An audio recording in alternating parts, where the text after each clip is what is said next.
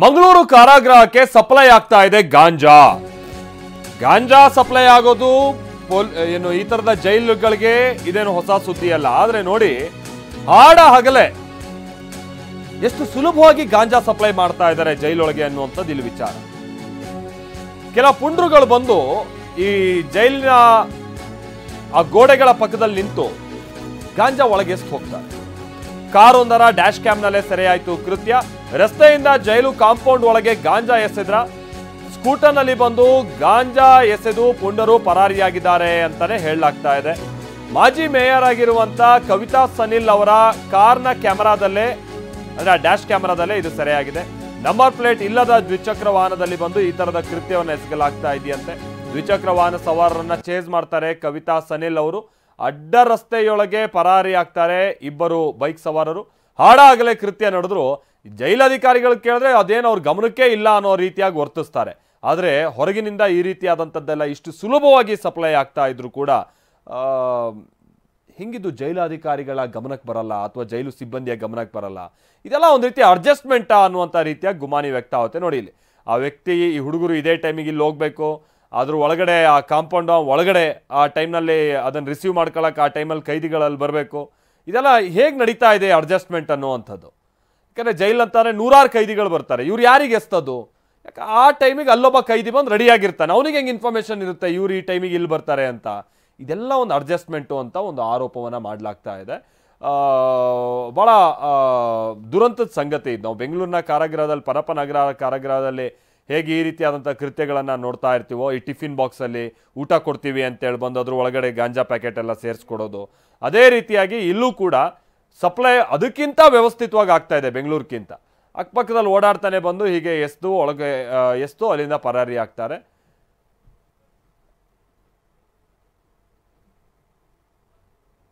ಪೃಥ್ವಿ ನಮ್ಮ ಪ್ರತಿನಿಧಿ ಇದಕ್ಕೆ ಸಂಬಂಧಪಟ್ಟಂಗೆ ಮತ್ತಷ್ಟು ಡೀಟೇಲ್ಸ್ ಅನ್ನ ಕೊಡ್ತಾರೆ.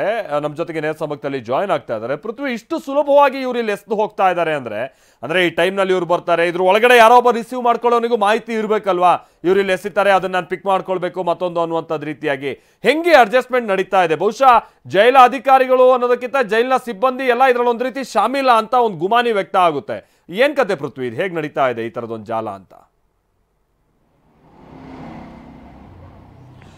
ಖಂಡಿತ ಮಲ್ತೇಶ್, ಪದೇ ಪದೇ ಮಂಗಳೂರು ಜೈಲ್ ಮೇಲೆ ಇಂಥದ್ದೊಂದು ಆರೋಪ ಕೇಳಿಬರ್ತಾನೆ ಇದೆ. ಒಂದು ನೆಟ್ವರ್ಕ್ ಕೆಲಸ ಮಾಡ್ತಾ ಇದೆ. ಅಂದರೆ ಏನು ಜೈಲಿನ ಒಳಗಡೆ ಇರೋಂಥವ್ರಿಗೂ ಹೊರಗಡೆ ಇರೋಂಥವ್ರಿಗೂ ಕನೆಕ್ಟಿವಿಟಿ ಈಸಿಯಾಗಿದೆ. ಸೊ ಮೊಬೈಲ್ ನನಗೆ ಅಲ್ಲಿ ಒಳಗಡೆ ಯೂಸ್ ಮಾಡ್ತಾ ಇದ್ದಾರೆ ಅನ್ನೋ ಆರೋಪಗಳು ಕೇಳಿ ಬರ್ತಾ ಇತ್ತು. ಸೊ ಸಾಕಷ್ಟು ವಿಚಾರಗಳು ಅಂದರೆ ಏನು ಇಲ್ಲಿ ಈ ಒಂದು ದೃಶ್ಯಾವಳಿಗಳನ್ನು ನೋಡ್ಬೋದು. ಕವಿತಾ ಸನಿಲ್ ಅವರು ಆ ಭಾಗದಲ್ಲಿ ಹೋಗುವಂಥ ಸಂದರ್ಭದಲ್ಲಿ ಇಬ್ಬರು ಬೈಕ್ನಲ್ಲಿದ್ದಂತಹ ಇಬ್ಬರು ಯುವಕರು ಗಾಂಜಾ ಪ್ಯಾಕೆಟನ್ನು ಎಸೆತಾರೆ. ಅಂದರೆ ಅವರು ಅಲ್ಲಿ ಎಸ್ತಿರುವಂಥದ್ದು ಗಾಂಜಾ ಪ್ಯಾಕೆಟ್ ಅಂತ ಹೇಳಿ ಆರೋಪ ಕೇಳಿ ಬಂದಿರುವಂಥದ್ದು. ಆದರೆ ಜೈಲಧಿಕಾರಿಗಳು ಇಲ್ಲ, ಅದರಲ್ಲಿ ಟೀ ಪುಡಿಯನ್ನು ಎಸ್ತಿದ್ರು, ಸಿಗರೇಟನ್ನು ಎಸ್ತಿದ್ರು, ಈ ಥರ ಇಲ್ಲ ಸಲ್ಲದ ಒಂದು ಸಬೂಬುಗಳನ್ನು ಹೇಳ್ಕೊಂಡು ಇದರಿಂದ ತಪ್ಪಿಸ್ಕೊಳ್ಳಿಕ್ಕೆ ಪ್ರಯತ್ನ ಪಡ್ತಾ ಇರುವಂಥದ್ದು. ಅಂದರೆ ಇಲ್ಲಿ ಪರ್ಟಿಕ್ಯುಲರ್ ಆಗಿ ಟೀ ಪುಡಿ ಇಂಥದ್ದನ್ನೆಲ್ಲ ಆದರೆ ಒಳಗಡೆ ಸಿಗುತ್ತೆ, ಈಸಿಯಾಗಿ ಸಿಗುತ್ತೆ. ಆದರೆ ಇಷ್ಟು ಕಷ್ಟಪಟ್ಟು ಕಾಂಪೌಂಡಿಂದ ಆಚೆಗೆ ಎಸೆಬೇಕು, ಈ ಥರ ನೆಟ್ವರ್ಕ್ ಮೂಲಕ ಎಸೆಬೇಕು ಅಂತ ಹೇಳಿದರೆ ಅದು ಗಾಂಜಾನೆ ಅಂತ ಹೇಳಿ ಆರೋಪ ಕೇಳಿ ಬರ್ತಾ ಇರುವಂಥದ್ದು ಮೇಲ್ನೋಟಕ್ಕೂ ಕೂಡ ಅದೇ ರೀತಿ ಕಂಡು ಬರ್ತಾ ಇದೆ. ಆದರೆ ಇಲ್ಲಿ ಏನು ಮಂಗಳೂರಿನ ಜೈಲ್ ಒಳಗಡೆ ಗಾಂಜಾ, ಡ್ರಗ್ಸ್ ಇವೆಲ್ಲವೂ ಕೂಡ ಈಸಿಯಾಗಿ ಸಿಗುತ್ತೆ ಮತ್ತು ಅದನ್ನು ಕೈದಿಗಳು ಬಳಸ್ತಾರೆ. ಸೊ ಅವರಿಗೆ ಎಲ್ಲ ಫೆಸಿಲಿಟಿಗಳು ಕೂಡ ಒಳಗಡೆ ಇದೆ ಅನ್ನೋ ಆರೋಪಗಳು ಪದೇ ಪದೇ ಕೇಳಿ ಬರ್ತಾ ಇತ್ತು. ಅದಕ್ಕೆ ಇದು ಪುಷ್ಟಿ ನೀಡುವಂತಾಗಿರುವಂಥದ್ದು.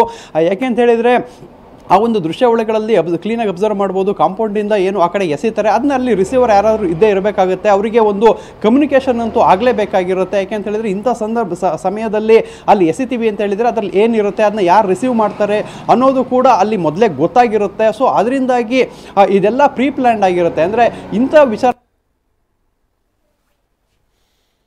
ಓಕೆ, ಸಂಪರ್ಕ ಕಡಿತಾ ಆಗಿದೆ ಅಂತ ಕಾಣಿಸುತ್ತೆ. ಮತ್ತೆ ಪೃಥ್ವಿಯನ್ನ ನಾವು ಸಂಪರ್ಕ ಮಾಡೋಣ. ಎಕ್ಸಾಕ್ಟ್ಲಿ ಅಂದ್ರೆ ನಾನು ಈಗ ತಾನೇ ಹೇಳ್ತಾ ಇದ್ದಾಗೆ ಈ ಟೈಮ್ನಲ್ಲಿ ಬಂದು ಎಸಿತಾರೆ, ಅದನ್ನ ಯಾರೋ ಒಳಗಡೆ ಒಬ್ಬ ರಿಸೀವ್ ಮಾಡ್ಕೊಳ್ತಾನೆ. ಇದೆಲ್ಲ ಒಂದು ನೆಟ್ವರ್ಕ್ ಇಲ್ಲ ಅಂತ ಅಂದ್ರೆ ಇದೆಲ್ಲ ಸಾಧ್ಯನಾ? ಒಂದು ಜೈಲ್ ಅಂತಾರೆ ನೂರಾರು ಕೈದಿಗಳಿರ್ತಾರೆ, ಯಾರಿಗೆ ಕಳಿಸಿದಂಗೆ ರೀ ಪಾರ್ಸಲ್ಲು?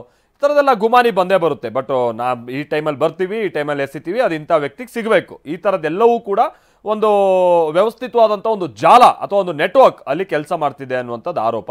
ಜೈಲಾಧಿಕಾರಿಗಳನ್ನ ಕೇಳಿದ್ರೆ ಟೀ ಪುಡಿ ಕೊಟ್ಟರು ಅಂತ ಹೇಳ್ತಾರಂತೆ, ಟೀ ಪುಡಿ ಎಸ್ತೋದ್ರು ಅಂತ ಹೇಳ್ಕೊಂಡು. ಜೈಲಿನ ಒಳಗಡೆನೆ ಅದೆಲ್ಲವೂ ಕೂಡ ಸಿಗೋದಕ್ಕೆ ವ್ಯವಸ್ಥೆ ಇರುತ್ತೆ. ಇನ್ಫ್ಯಾಕ್ಟ್ ಸಿಗರೇಟ್ಗಳನ್ನು ಕೂಡ ಜೈಲಿನ ಒಳಗಡೆ ಕೊಡಲಾಗುತ್ತೆ. ಇದು ಹಿಂದೆ ದರ್ಶನ್ ಅವರ ವಿಚಾರಕ್ಕೆ ಸಂಬಂಧಪಟ್ಟಂಗೆ ಪರಪ್ಪನಗರದಲ್ಲಿ ಸೇರಿದಂಗೆ ಎಲ್ಲ ಜೈಲಿನಲ್ಲೂ ಕೂಡ ಅದು ಏನೇನು ಆಗ್ತಾ ಇದೆ ಅನ್ನೋದು ಗೊತ್ತಾಗಿರುವಂಥ ಸಂಗತಿನೇ. ಹಾಗಾಗಿ ಈ ಥರ ಎಲ್ಲ ಟೀ ಪುಡಿ ಕೊಟ್ಟರು, ಕಾಫಿ ಪುಡಿ ಕೊಟ್ಟರು, ಇದನ್ನೆಲ್ಲ ಸುಳ್ಳು ಹೇಳೋದನ್ನ ಮೊದಲಿಗೆ ಪಕ್ಕಕ್ಕಿಟ್ಟು ನಿಜಕ್ಕೂ ಅಲ್ಲಿ ಏನೇನು ಅವ್ಯವಸ್ಥೆ ಇದೆ ಸರಿಪಡಿಸೋ ಕಡೆಗೆ ಗಮನ ಕೊಡಬೇಕಿದೆ. ಏನೋ ಮಂತ್ಲಿ ಮಾಮೂಲಿ, ತಿಂಗಳ ಮಾಮೂಲಿ ಅಥವಾ ಈ ಪಾರ್ಸಲ್ ಮಾಮೂಲಿ ಇದ್ದರೆ ಅದಕ್ಕೆ ಕೈದಿಗಳ ಭವಿಷ್ಯವನ್ನು ಬಲಿ ಕೊಡಬಾರ್ದು ಇವರು.